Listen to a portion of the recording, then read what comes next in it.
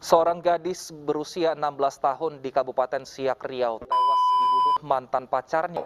Pelaku rupanya masih berusia 16 tahun, namun sudah tak lagi bersekolah.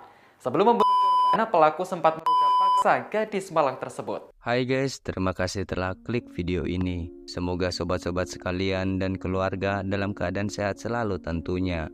Malam ini kita akan menceritakan kisah kriminal yang datang dari Siak, Riau pada tahun 2022 lalu, yaitu tentang kisah percintaan sepasang remaja SMA yang berakhir menggenaskan. Seperti apakah kisahnya? Mari kita bahas.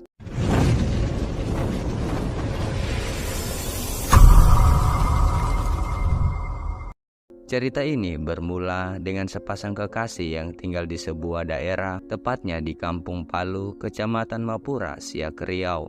Feby Rizkika Mayastani yang berusia 16 tahun dan Sandika Arya Saputra berusia 17 tahun. Feby sendiri merupakan siswi SMA di Riau yang masih menduduki bangku kelas 2 SMA. Sementara Sandika saat itu ia putus sekolah karena ia lebih memilih bekerja serabutan dibandingkan bersekolah agar ia bisa mendapatkan uang. Awalnya kedua remaja tersebut hanya bertetangga rumah, tetapi karena mereka berdua sering bertemu dan saling memandang satu sama lain, sehingga timbullah perasaan cinta di antara Feby dan Sandika. Mereka berdua pun menjalani hubungan sejak awal bulan September tahun 2021 lalu. Namun hubungan mereka berdua harus kandas di bulan ketiga mereka berpacaran, tepatnya di bulan November tahun 2021, yang disebabkan karena Feby menemukan chat messenger Sandika dengan beberapa wanita yang ia ajak kenalan di Facebook, di mana setiap ia berkenalan dengan wanita, Sandika ini selalu mengatakan bahwa dirinya masih jomblo. Yah, mau tidak mau, Feby yang mengetahui hal itu dengan berat hati, ia kemudian memutuskan untuk mengakhiri hubungannya dengan Sandika selama-lamanya. Meskipun Sandika waktu itu telah menjelaskan kepada Feby dengan berbagai alasan, tetapi tetap saja Feby tidak mau lagi menerima Sandika untuk kembali. Setelah beberapa bulan, Sandika yang saat itu terus berusaha agar Feby mau kembali dengannya, mulai datang dari rumah Feby hingga lain sebagainya, tetapi tetap saja Feby tidak mau lagi kembali dengan Sandika. Dan ia juga memutuskan untuk memblokir seluruh akses komunikasi antara mereka berdua. Sandika yang tidak terima hal itu, di mana ia harus kehilangan wanita cantik idamannya seperti Feby, ia sangat sakit hati kepada Feby karena menurutnya hal itu hanyalah hal sepele yang terlalu diperbesar-besarkan oleh Feby. Namun di sisi lain, ia juga merasa bersalah telah melakukan hal tersebut. Singkat cerita, pada suatu hari Feby ini tiba-tiba mendapat sebuah masalah, di mana saat itu Feby pernah meminjam uang kepada temannya senilai Rp500.000 yang entah untuk apa ia gunakan uang tersebut. Hari itu teman Feby tersebut sangat-sangat mendesak Feby untuk segera mengembalikan uang yang telah ia pinjam. Bahkan ia sempat mengancam Feby jika tidak mengembalikan uang tersebut dalam waktu dekat, ia akan memberitahu kepada teman-teman sekelas mereka, serta ia juga akan menjelek-jelekan dirinya di depan orang lain. Sehingga Feby saat itu sangat-sangat kebingungan di mana ia harus mendapatkan uang sebanyak itu dalam waktu yang singkat. Feby sempat berpikir untuk meminjam kepada orang tuanya, namun di sisi lain ia kasihan kepada mereka karena menurutnya biaya sekolah dan kebutuhan keluarga sudah cukup untuk membebani kedua orang tuanya, sembari memikirkan di mana harus meminjam uang itu. Di sini Feby tiba-tiba mengingat salah satu temannya yang bernama Aman, karena menurutnya Amanlah yang dapat membantu masalahnya itu. Tak lama kemudian Feby pun menghubungi Aman melalui messenger Facebooknya pada jam 7 malam. "Hai Man, gimana kabarmu? Sehat ya?" kata Feby. "Iya nih Feb, tumben ada apa nih?" "Gini Man, boleh nggak aku pinjam duit kamu? Entar aku ganti dalam waktu dekat," ucap Feby. Tak lama kemudian muncul lagi balasan dari messenger Aman. "Berapa banyak Feb?" "500.000 Man, tolong ya pinjamin." "Baik Feb, besok sore jam 5 ke rumah aja ya. Soalnya pagi sampai sore aku masih kerja. Kamu tahu kan sendiri bagaimana." Dengan hati yang sangat gembira, Feby pun mengatakan, "Baik Man, terima kasih ya sebelumnya. Emang kamu teman yang bisa diandalin."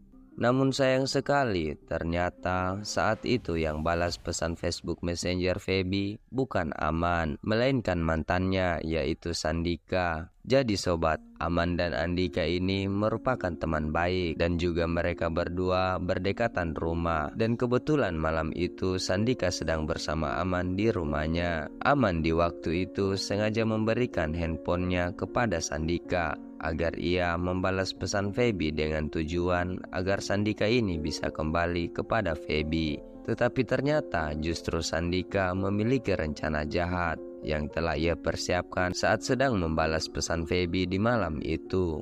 Keesokan harinya, tepatnya pada hari Rabu, tanggal 2 Februari tahun 2022 jam 5 sore, Feby yang menurutnya akan bertemu Aman, ia kemudian meminta izin kepada ibunya. "Bu, Feby keluar sebentar ya beli pulsa." Ibunya saat itu berkata, "Loh, kan ini sebentar lagi masuk maghrib, Feb." Feby kemudian berkata, "Sebentar aja kok Bu, lagian kan Feby pakai motor." "Ya udah, cepat pulang ya nak," ucap ibunya. Feby pun berangkat ke rumah Aman menggunakan motornya Honda Vario berwarna merah hitam. Singkat cerita, setibanya Feby di rumah Aman, ia sangat-sangat terkejut melihat Sandika berada di situ. Saat itu hati kecilnya berkata ingin pulang. Namun di sisi lain ia berpikir bahwa ia sudah janji kepada temannya untuk mengembalikan uangnya secepatnya. Dan jika tidak, temannya itu akan menceritakan keburukannya kepada orang lain bahwa dirinya tidak bertanggung jawab. Sehingga Feby di waktu itu mengenyampingkan egonya terhadap Sandika. Sandika yang saat itu bertemu Feby, ia kemudian mengatakan, Feby, jadi gini Feb, sebetulnya semalam itu yang membalas pesanmu adalah saya, bukan Aman. Karena Aman kebetulan lagi tidak punya duit. Saya bersedia kok membantu." Feby saat itu merasa risih dan malu mendengar hal itu. Tapi di satu sisi ia butuh uang itu secepatnya. Hingga kemudian Feby mengatakan dengan nada lembut, "Oh gitu ya, terus mana uangnya San?"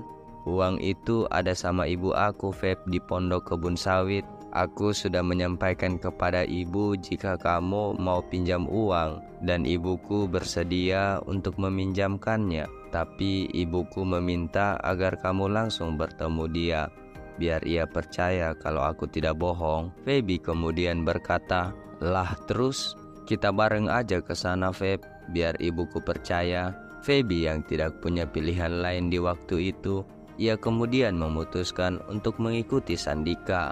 Sebelum Sandika berangkat ke pondok sawit milik ibunya bersama Feby, Sandika ini sempat meminjam uang sebesar Rp10.000 kepada Aman untuk membeli bensin, dan itu tanpa sepengetahuan Feby. Setelah itu mereka berdua pun kemudian berangkat ke tempat yang dimaksud Sandika dengan menggunakan motor Feby saat itu. Setibanya di sana, Feby kemudian berkata, "Jauh nggak masuk ke dalam? Soalnya kan ini sudah hampir malam."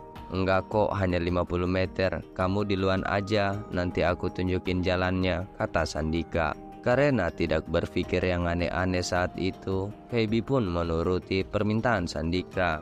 Setibanya di pondok ibunya itu, Sandika yang merasa situasi untuk melancarkan aksinya sudah aman, ia langsung mencekik leher Feby sekuat tenaga yang ia miliki. Saat itu Feby sempat berusaha memberontak memberikan perlawanan, namun kekuatannya tidak sebanding dengan Sandika yang kesehariannya sebagai kuli bangunan.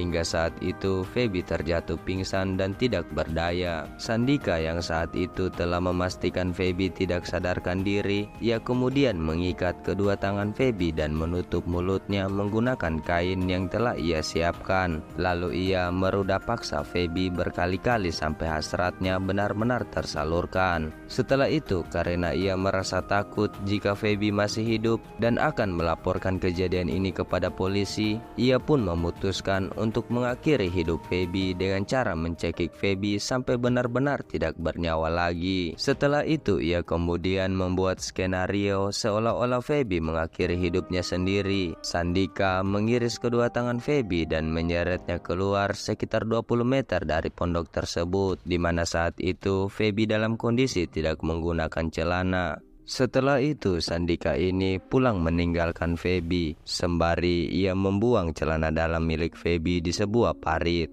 Sementara itu, orang tua Feby yang menyadari bahwa anaknya itu belum pulang ke rumah, mereka pun berusaha menghubungi nomor Feby berkali-kali. Namun saat itu, telepon dari mereka tidak pernah terjawab lagi. Setelah beberapa upaya yang dilakukan kedua orang tua Feby saat itu, namun keberadaan Feby tetap saja mereka tidak temukan. Hingga akhirnya kedua orang tua Feby memutuskan untuk melaporkan kejadian ini kepada polisi. Keesokan harinya, saat sedang kasus ini dikembangkan oleh petugas polisi, hari itu juga Sandika kembali ke tempat di mana ia menyimpan tubuh Feby dan berniat untuk menguburkan mantan kekasihnya itu. Sandika kemudian meminjam cangkul dari salah satu pekerja kebun sawit di tempat itu. Tetapi karena tanah di area tersebut cukup keras dan Sandika tidak mampu lagi menggali lubang lebih dalam, akhirnya ia mengubur Feby begitu saja, sembari ia menutupkan daun sawit di atas kubur Feby. Setelah itu, ia pergi meninggalkan tempat itu. Singkat cerita, setelah 5 hari keluarga Feby dan pihak polisi melakukan pencarian, tepatnya pada tanggal 6 Februari tahun 2022, akhirnya jasad Feby ditemukan oleh pasangan suami istri yang bekerja di areal perkebunan sawit di mana Feby dikubur oleh Sandika. Pasutri tersebut kemudian melaporkan kejadian ini kepada teman-temannya yang lain, dan ketika mereka berkumpul di tempat itu, kebetulan pemilik cangkul yang pernah dipinjam oleh Sandika berada di tempat itu juga, serta ada seseorang yang mengenali Feby. Orang tersebut berinisial HD. HD lah yang melaporkan kejadian ini kepada keluarga Feby dan juga kepada polisi. Setelah polisi dan tim penyidik tiba di lokasi kejadian, mereka pun melakukan olah TKP dan menemukan barang bukti berupa sebuah cangkul serta motor Feby yang terletak tidak jauh dari tempat Feby dikubur oleh Sandika. Setelah polisi melakukan wawancara kepada saksi pemilik cangkul dan beberapa informasi lainnya yang telah didapatkan, mereka pun memburu pelaku dan berhasil menemukan Sandika Arya Saputra di dalam rumah kedua orang tuanya yang terletak di Kampung Benteng Hilir, Kecamatan Mapura, Siak, Riau. Di akhir kisahnya, Sandika mengakui perbuatannya itu ia lakukan sendiri karena unsur sakit hati kepada mantan kekasihnya itu, sebab Feby tidak mau lagi kembali dengannya. Dalam kasus ini, Sandika pun dijatuhi hukuman paling singkat 20 tahun penjara. Oke guys, sekian kasus kali ini. Terima kasih telah menonton hingga akhir. Semoga kasus ini dapat menjadikan pembelajaran bagi kita semua agar lebih berhati-hati akan tindak kejahatan. Dan jika ada kasus yang menarik untuk dibahas, silakan tulis di kolom komentar. Sekian dan sampai jumpa di video selanjutnya.